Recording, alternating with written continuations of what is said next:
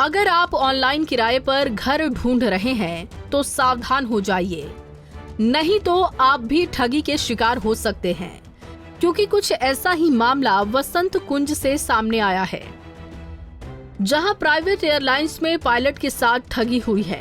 चंद्रशेखर बैठारू वसंत कुंज में रहते हैं और एक प्राइवेट एयरलाइंस में बतौर पायलट के तौर पर कार्यरत हैं। दरअसल इन्हें चेन्नई में एक फ्लैट किराए पर लेना था, जिसके लिए इन्होंने मैजिक ब्रिक्स साइट पर जाकर फ्लैट की तलाश की, क्योंकि मैजिक ब्रिक्स साइट प्रतिष्ठित साइट है और इसके लाखों प्राइम मेंबर हैं। चंद्रशेखर बैठारू भी इसी साइट के प्राइम सदस्य हैं। तो जैसे ही इन्होंने इस साइट पर जाकर चेन्नई में फ्लैट तलाश की, तो इन्हें साइट पर कई फ्लैट दिखाए गए। उसमें से एक फ्लैट इन्होंने पसंद कर लिया, जिसके लिए उनसे टोकन मनी मांगा गया। इन्होंने ऑनलाइन पहले 11,000 और फिर बाद में 2 बार में कुल 32,800 रुपए दिए, लेकिन उनसे 1 महीने का और एडवांस मांगा गया, जिसके बाद उन्हें शक हुआ और फिर जिस शख्स से बात हो रही थी उससे इस संबंध में बात करने की कोशिश की, तो वो टाल मटोल करने लगा, जिससे उन्हें ये आभास हुआ कि वो ठगी के शिकार हो गए हैं, जिसके बाद उन्होंने साइबर थाने में लिखित शिकायत दी। चंद्रशेखर जी, किस तरीके का फ्रॉड आपके साथ हुआ और कौन सी साइट पर आपने प्रॉपर्टी जो है वो सर्च करी थी रेंट के लिए? मैंने मैजिक ब्रिक्स के थ्रू प्रॉपर्टी रेंट पे सर्च करने की कोशिश करी थी और मुझे मैजिक ब्रिक के थ्रू ही मिला था। एंड डिफरेंट वेबसाइट्स हैं, लेकिन मैजिक ब्रिक से ही मैंने सर्च करने की कोशिश करी थी और उसका प्राइम मेंबरशिप भी मैंने लिया हुआ था। किस जगह पर आपने ये जो प्रॉपर्टी रेंट पे लेने के लिए सोचा था, किस जगह पर थी? ये चेन्नई पल्लावरम एरिया है, वहाँ पे मैंने सर्च करने की कोशिश करी थी। तो इस पर फिर किस तरीके से आपके साथ चीटिंग कैसे हुई आपके साथ? तो बेसिकली क्या हुआ कि मैं एक प्राइम मेंबर हूँ, तो जिस बंदे ने अपना अकाउंट बनाया था वो भी प्राइम मेंबर ही है और वो अपने आप को ओनर कहलाता था। और उसके बाद उसने एक 2 BHK प्रॉपर्टी के लिए एडवर्टीज़मेंट डाली थी एंड उसके बाद वो पल्लावरम एरिया में ही है।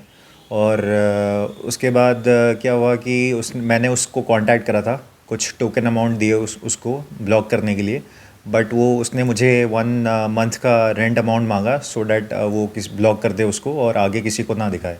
कितना अमाउंट था जो फर्स्ट टाइम आपने दिया था और अब तक टोटल कितना अमाउंट आपने दिया है? मैंने 3 हिस्सों में दिए थे। फर्स्ट 10,000 रुपीज़ दिया था, फिर उसके बाद 11,800 रुपीज़ और उसके बाद दोबारा 11,000 रुपीज़। तो इन टोटल 32,800 रुपीज़ मैंने दिया। अच्छा। उसने मुझे और 30,000 रुपीज़ मांगा था, जिस पे मुझे थोड़ा सा शक हुआ और मैंने उसको दिया नहीं फिर आगे। अच्छा, जिस तरीके से आप एक एयरलाइंस के साथ जुड़े हुए हैं और आपके साथ यानी कि इस तरीके का ऑनलाइन फ्रॉड हो रहा है, कैसे देखते हैं इन कंपनियों को जिन्होंने इस पर प्राइम मेंबरशिप लोगों को दे रखी है?